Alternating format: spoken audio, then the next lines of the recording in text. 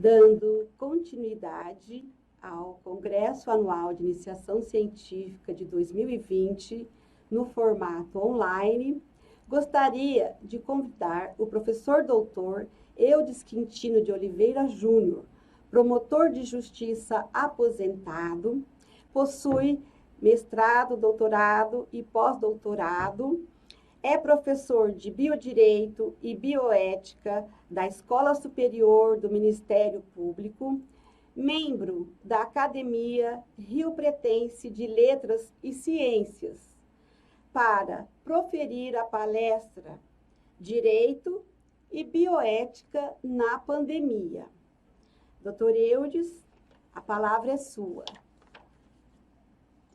Pois não, é um prazer muito grande, uma satisfação renovada em poder participar de mais um evento promovido pela FAMERP, pela FUNFAR.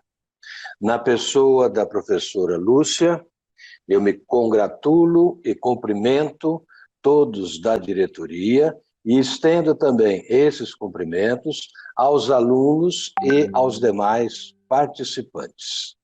O tema que me cabe é a respeito da pandemia envolvendo o direito e a bioética. Então, vou fazer primeiro para vocês terem uma boa noção de qual é a interferência ou a inserção do direito e da bioética na pandemia. A bioética, ela foi introduzida em nosso país, na realidade, pela Constituição de 1988.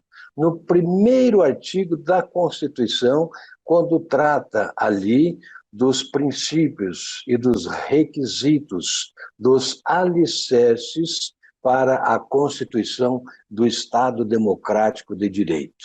E ali se faz presente o princípio da dignidade da pessoa humana. Esse princípio, por si só, é suficiente para suportar toda a carga bioética. E a bioética, como vocês bem sabem, os alunos que já estudaram, tiveram essa cadeira, ela não é uma ciência normatizada. Ela é uma ciência que tem os seus princípios, e esses princípios são universais. Tanto é verdade que, se vocês forem atentar, a Organização Mundial de Saúde, ela toma todas as suas decisões com base nos princípios da bioética. O princípio da autonomia da vontade do paciente, que nós vamos ter oportunidade de fazer alguns comentários logo mais. O princípio da beneficência, quer dizer, você tem que produzir, né, o máximo de benefício e tentar um mínimo de prejuízo, de dano. E é aquela expressão latina, né? Primum non nocere, ou neminem non ledere, significa, em primeiro lugar, não prejudicar o paciente, ou a ninguém prejudicar. E o outro princípio é o princípio da equidade, da isonomia, ou da justiça distributiva. Pois bem, então, esses três princípios se incorporaram ao nosso pensamento constitucional.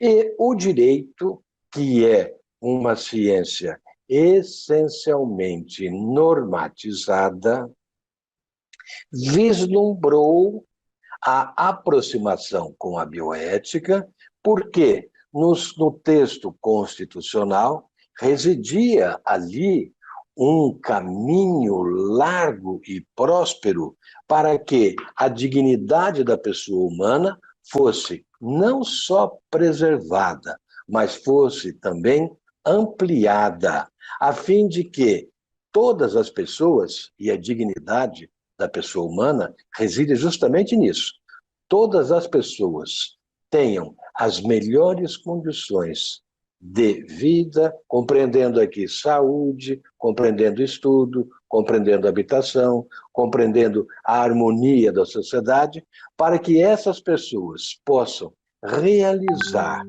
com a mais efetiva segurança as suas intenções, os seus objetivos, fazendo com que a sociedade seja próspera, não só próspera no sentido monetário, mas que ela seja próspera também em sentido espiritual e também nos demais. E com isso, o direito, encampando esta proposta da bioética, ele já tem uma outra configuração. Nós costumamos dizer que o direito aproximou-se da bioética e falou para a bioética o seguinte: escuta, você tem esses princípios e você tem uma filosofia que é interessantíssima para que eu possa incorporar aqui no direito, mas você não tem a normatização. Então eu queria abrir um contato com você para que nós dois pudéssemos ingressar e resolver inúmeras situações novas relacionadas com a tecnologia, relacionadas com o bem-estar humano e, principalmente, aquelas que propõem trazer dividendos de saúde para o ser humano. Então, o direito se transforma em biodireito. E os dois, irmanados, levantando a mesma bandeira, se encontram agora diante da pandemia. E o que o direito vai fazer e o que a bioética vai pensar? Os dois juntos, vocês vão ver que eles trazem realmente soluções que são adequadas, necessárias e oportunas para este momento que nós estamos vivendo. Então, quando se fala em pandemia, e essa pandemia, né, é uma palavra grega, pan em grego significa tudo, demos significa povo, então seria o significado mais ou menos, a totalidade da população, ela foi usada pela primeira vez por Platão, lá na antiga Grécia, e ela tinha o significado de incorporar todo acontecimento que fosse relevante e tivesse relação com a população de uma nação.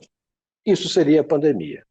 Posteriormente, a medicina, ela encampou este termo pandemia para dizer que se tratava de uma doença que poderia ultrapassar os limites de um país e atingir outros países.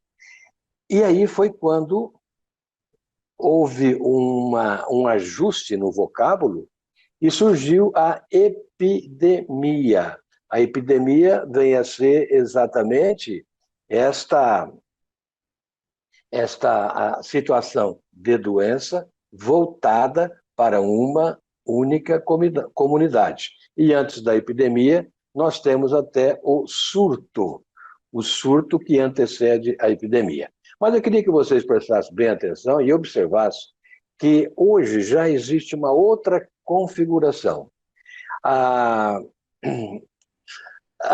Alguns cientistas estão discutindo e chegaram já até a se manifestar, inclusive na revista Lancet, revista científica, né, bem referendada, dizendo que, na realidade, nós estamos vivendo hoje não mais uma pandemia.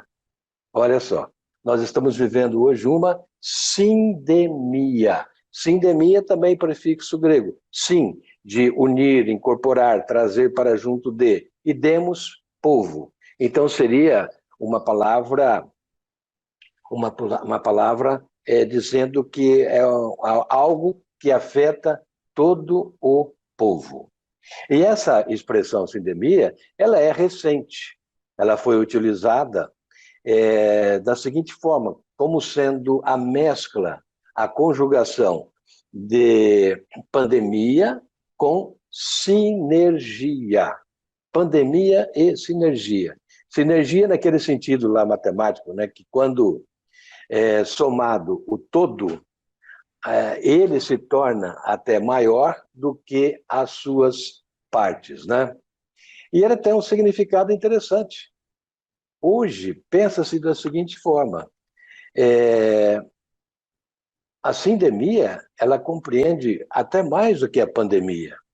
A pandemia vem a ser um fato gerador que, por si só, não produz os efeitos realizados até então. Então, nós começamos por aí. A sindemia, ela traz, a pandemia transporta um vírus que, sozinho, isoladamente, e isto é a conclusão desse artigo científico, ele não teria condições de trazer tantos danos à saúde internacional como se tem hoje.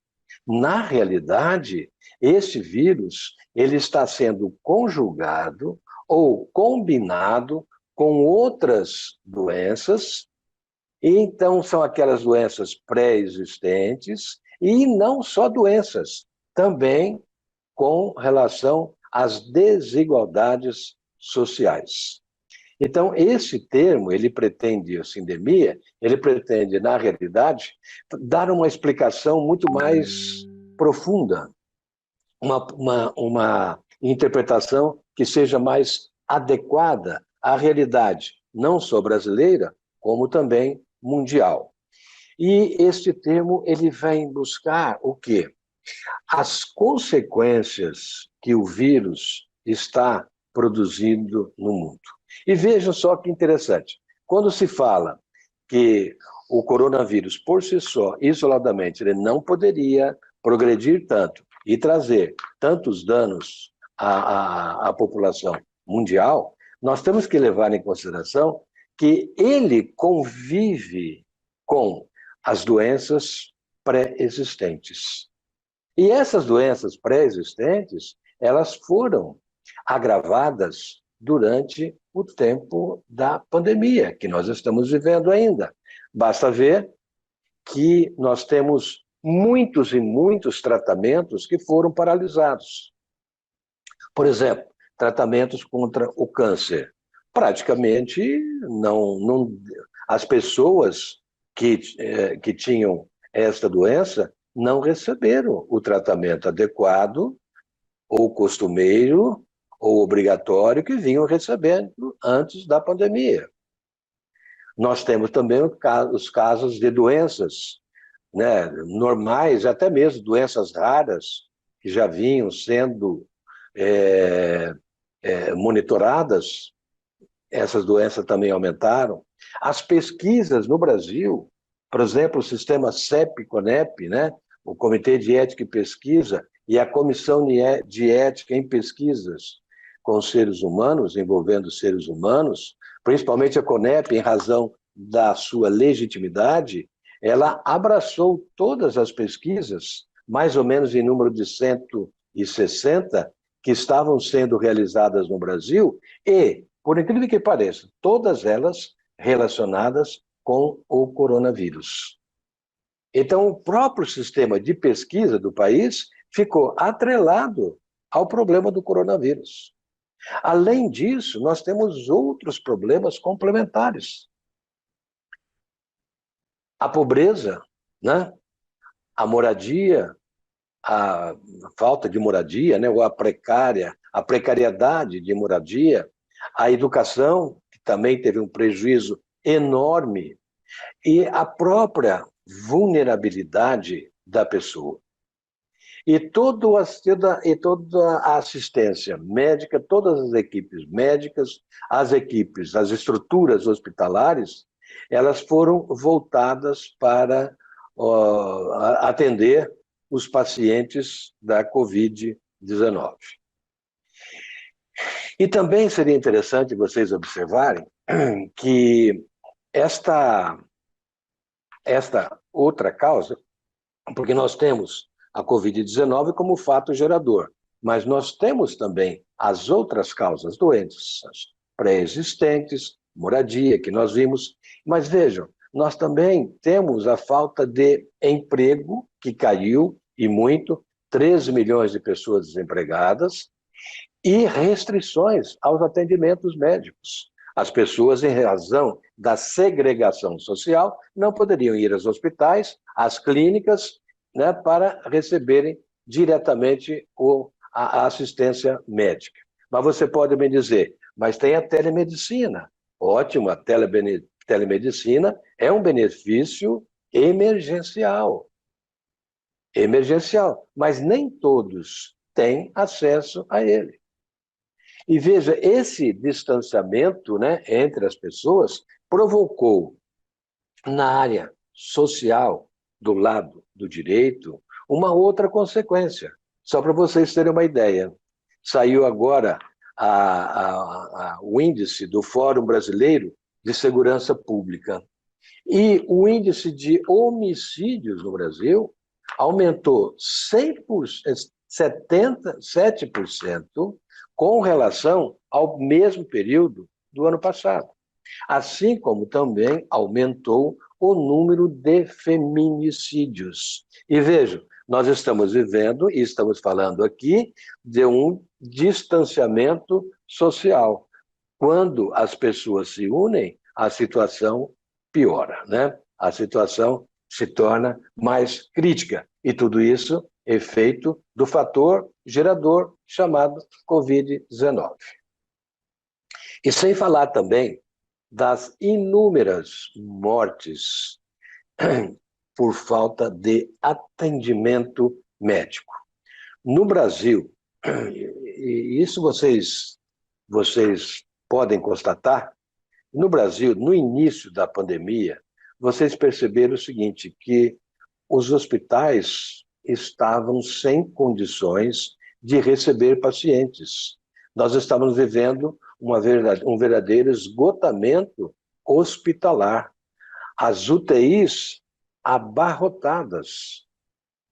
E as autoridades públicas não tiveram outro recurso a não ser providenciar caminhões frigoríficos ou até mesmo containers que ficavam ao lado dos hospitais para receberem os cadáveres como se fossem necrotérios provisórios, enquanto que os cemitérios também totalmente despreparados, da mesma forma, eles abriam covas rasas, sequenciais e coletivas, à espera dos corpos das vítimas que faleceram pela Covid-19. Sem dúvida nenhuma, é uma inesquecível cena dantesca. E aí nós podemos dizer, mas então os médicos também são responsáveis. Os funcionários da saúde são responsáveis por omissão de socorro, por não ter dado atendimento a tantas pessoas. E aí vem o direito e a bioética querendo entender o porquê dessa omissão. O porquê essas pessoas morreram sem ter acesso ao interior de um hospital. Morreram dentro de ambulância ou morreram em suas próprias casas. Mas é uma questão que tem que ser bem dosada. Quando nós falamos em omissão de socorro, no campo do direito, é uma coisa. Aqui nós estamos diante de uma catástrofe, praticamente. Já é uma outra coisa. E no pensamento bioético, nós temos a figura da mistanásia. Mistanásia, nós temos a eutanásia, nós temos a ortotanásia e nós temos a mistanásia. Essas modalidades, vamos colocar assim, de morte, elas existem, mas são totalmente diferentes. A eutanásia é totalmente diferente da ortotanásia. A eutanásia, você está abreviando uma morte, antecipando uma morte. Na ortotanásia, você não vai antecipar, você não vai abreviar. Pelo contrário, você vai dar os tratamentos adequados para eliminar a dor e o sofrimento, mas vai retirar toda a obsessão terapêutica e, em seu lugar, você vai iniciar cuidados paliativos. E a mistanásia nada mais é do que uma omissão, uma negligência, uma desídia do poder público em não proporcionar à população ou a um determinado grupo social as melhores condições, ou pelo menos as razoáveis condições de atendimentos médicos. Então, aí nós estamos diante de uma situação que é mais voltada para o direito, mas se trata de um caso fortuito ou força maior. E aqui nós não podemos dizer que a responsabilidade direta é do ente federal, estadual ou municipal. O que nós podemos dizer é que antes desta pandemia, o nosso sistema de saúde, praticamente e principalmente nas regiões mais pobres, já estava esgotado. Então, não se tinha nenhuma visão de melhora, ou se tivesse essa visão de melhora, não tinha ali a colocação do dinheiro necessário. E nós ficamos numa situação complicada, e aí o direito teve que intervir várias vezes. Por exemplo, como é que ficaria um médico diante da seguinte situação? Ele tem lá no seu hospital, na sua enfermaria, 2 pacientes, além dos demais pacientes. E ele tem um que tem 60 anos de idade e o outro que tem 20 anos de idade e uma vaga só na UTI. Qual é o critério que ele vai lançar mão para decidir? Ele vai decidir em favor do mais novo em relação ao tempo de vida? Ou ele vai decidir em relação ao mais velho, porque este teria, na prática, mais chance de levar a sua vida adiante? E numa outra situação também, que deixou os médicos preocupadíssimos.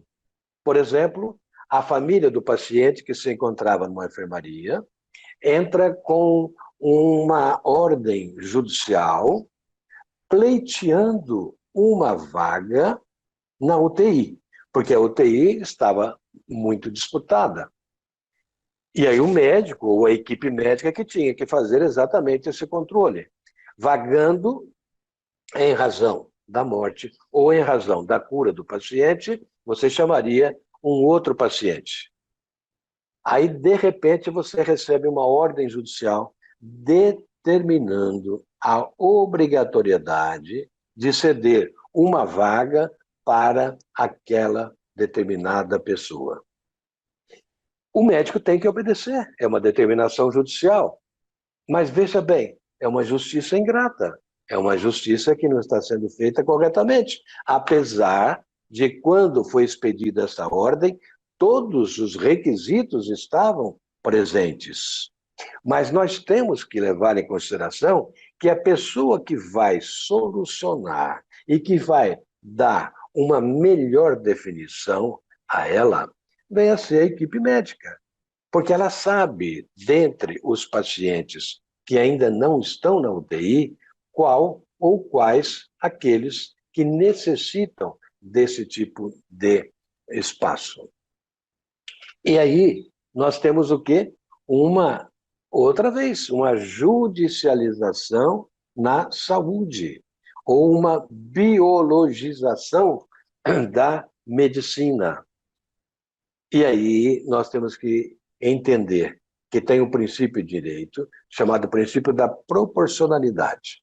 Esse princípio ele foi muito enfatizado por um jurista português chamado José Canotilho. Esse princípio fala mais ou menos o seguinte: você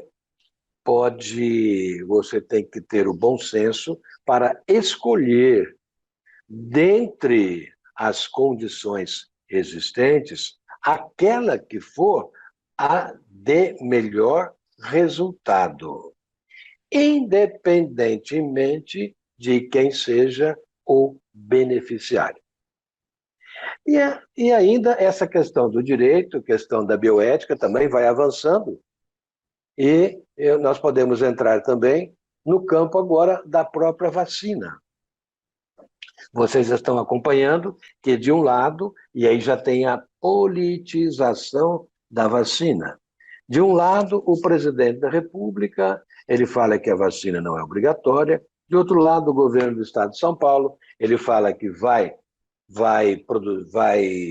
colocar a vacina aqui no estado e ela será de uso obrigatório. Como é que nós ficamos diante dessa situação? E você já deve estar acompanhando. Saiu recentemente uma pesquisa aqui no Brasil em que 75% da população é favorável à imunização. 75%. Então nós temos uma margem de pessoas que são contra a vacinação. E também saiu uma outra pesquisa ontem ou anteontem, no jornal Folha de São Paulo, dizendo que a vacina Coronavac, aquela que é produzida lá pela China e pelo Instituto Butantan, ela tem 46% de rejeição. Quer dizer, 46% de pessoas que não tomariam. E aquela outra da Rússia, a Sputnik 5, ela tem 38% de rejeição. E como que ficamos nós? Diante da pandemia, numa situação dessa. O direito, ele vem e junto com a bioética, ambos vão estudar a melhor forma para resolver esta situação. A Constituição, lá no artigo 227, seria interessante vocês darem uma olhadinha depois, o artigo 227 da Constituição Federal, e também o artigo 14 do Estatuto da Criança e do Adolescente, o ECA, lembrando que criança vai até os 12 anos de idade, acima, até 18, nós chamamos de adolescente.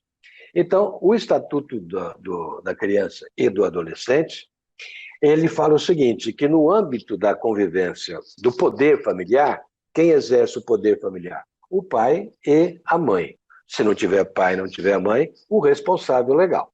Então, no âmbito do poder familiar, existe sim uma obrigatoriedade da vacinação de crianças e adolescentes naqueles casos apontados e exigidos pelas autoridades sanitárias.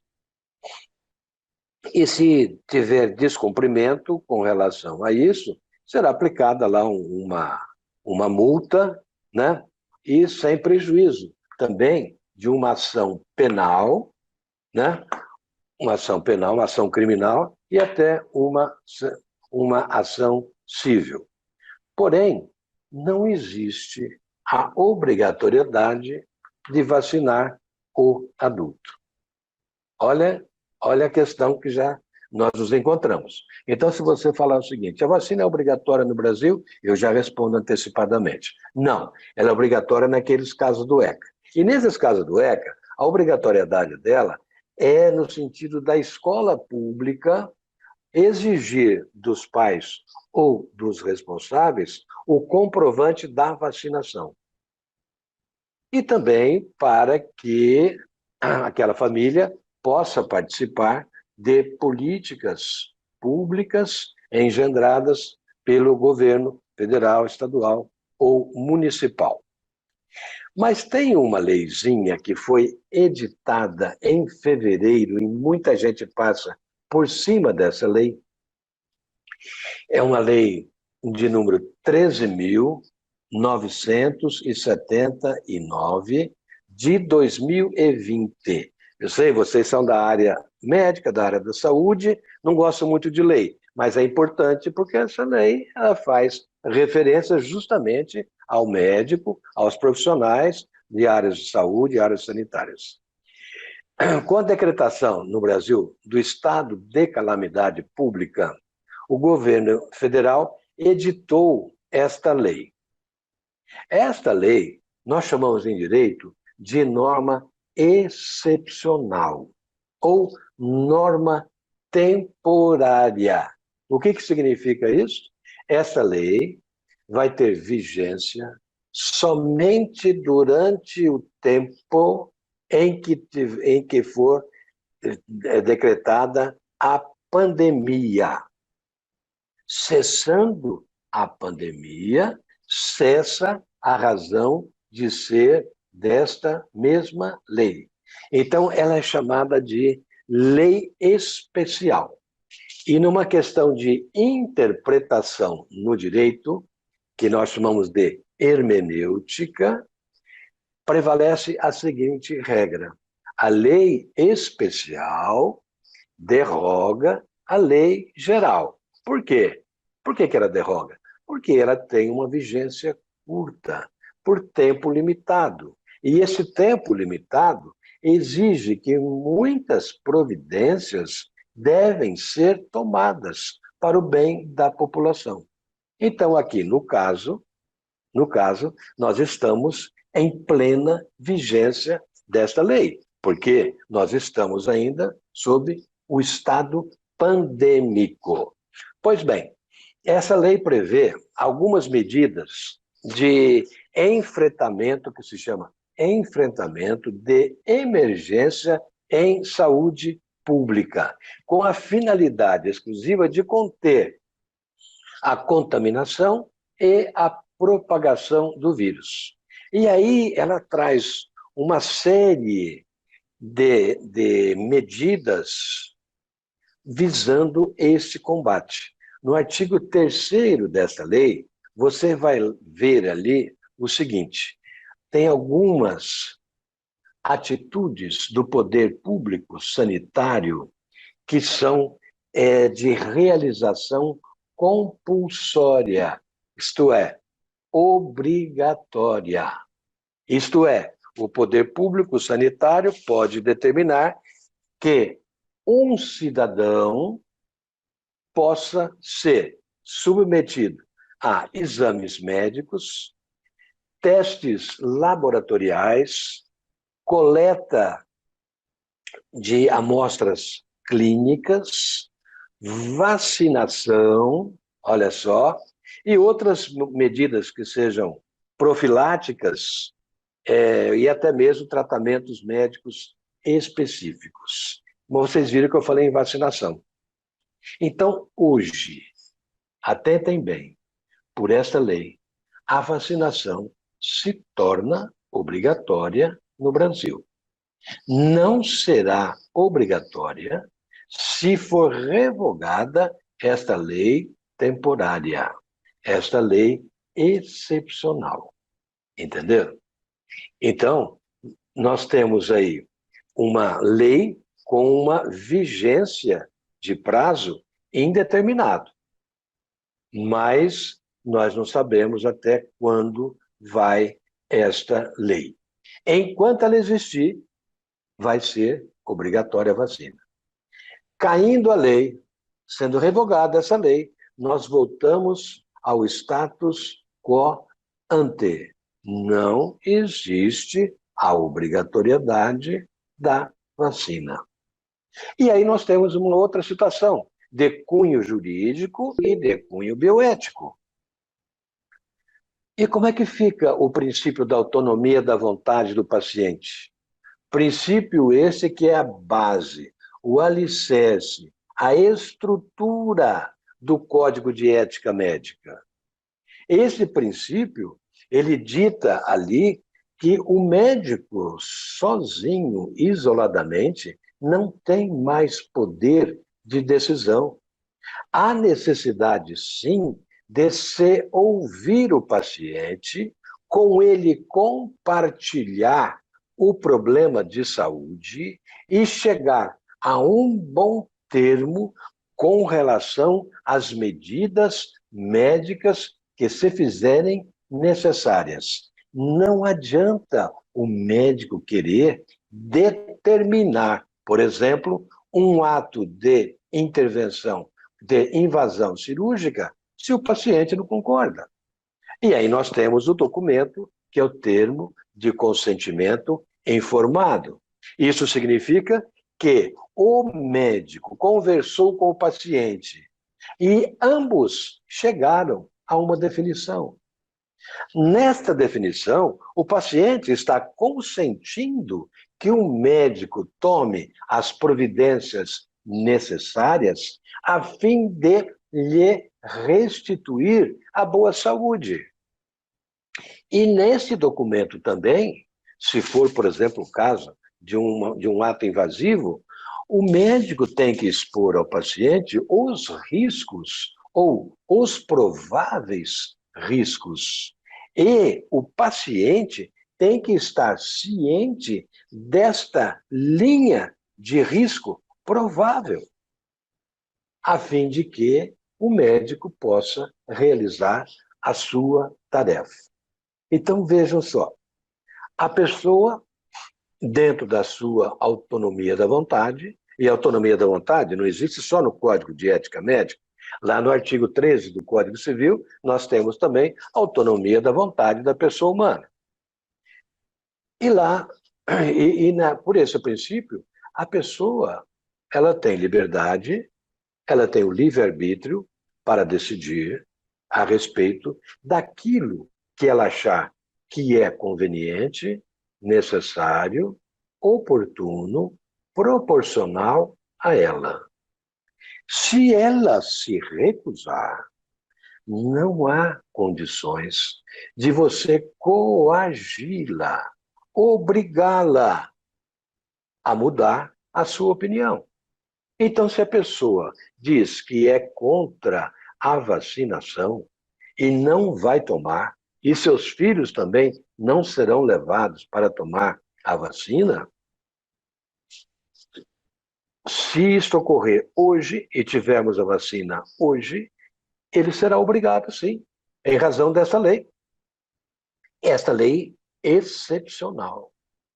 Mas, cessando esta lei excepcional, ele continua não realizando nada contra a sua vontade. Em São Paulo teve um caso em que as crianças, um casal, tinha 3 filhos e esses 3 filhos não foram vacinados. O Conselho Tutelar tomou conhecimento, foi até a casa, conversou com o pai e a mãe, no sentido de dissuadi-los para que eles levassem as crianças para a vacinação. A resposta foi não. Diante disso, o Ministério Público entrou com uma ação judicial em favor dessas crianças, a fim de que elas fossem vacinadas. E conseguiu seu intento. E vejam, essa criança já não recebeu a vacina. Ela não pode ser matriculada numa escola pública. Ela está sendo penalizada 2 vezes. Porque se ela não recebeu a vacina aqui, ela não tem benefício na escola. Ela não pode ser matriculada. E o adulto? O adulto é a autonomia da vontade dele. Você não pode obrigar. Tanto é que 75% da população brasileira se diz favorável à vacina, né? Mas nós temos uma outra parcela que não é. Mas então, nesse princípio da autonomia da vontade do paciente, nós temos, por outro lado, né? Porque nós estamos falando também na obrigatoriedade vacinal. E quando se fala em obrigatoriedade vacinal, compreende o quê? Uma limitação imposta ao direito individual da autonomia da pessoa que deve ser restringido em favor do bem-estar da saúde dos demais. É o caso em que a voz da maioria ecoa muito além do que a voz da minoria. A voz da maioria é praticamente absoluto. E o ordenamento legal, né, a nossa legislação, né, estribado, vamos dizer, numa justiça que seja aquela justiça de bom senso, da necessidade humana, vai pensar da seguinte forma: nós temos que fazer uma linha de defesa à saúde pública coletiva. E para isso nós temos que restringir os direitos daqueles que não aceitam. Porque essas pessoas estão trazendo prejuízos não só de saúde à comunidade, como também econômicos, sociais e outros também que sejam, que correspondam àquele compartilhamento harmônico das atividades humanas. Numa sociedade que é democrática, uma sociedade que é pluralista, eu acredito que se dê e que deva pensar também em favor da assistência sanitária que visa trazer a proteção ao direito à saúde de toda a comunidade, inclusive até mesmo daquele que se recusa à imunização. Então, vocês estão vendo, de um lado existe a norma do direito, do outro lado, a da bioética. O quê? Princípio da autonomia da vontade do paciente, o exercício desse direito. O outro, o benefício. O benefício é justamente esse, é evitar que essa pessoa contraia o vírus e, em consequência, que ela venha a ter a sua saúde debilitada. E o terceiro princípio da bioética, que é o princípio da isonomia, que é o princípio da igualdade, da justiça distributiva, significa que toda a vacina que existir relacionada a combater o coronavírus deve ser de acesso geral. A vacina é um bem público coletivo.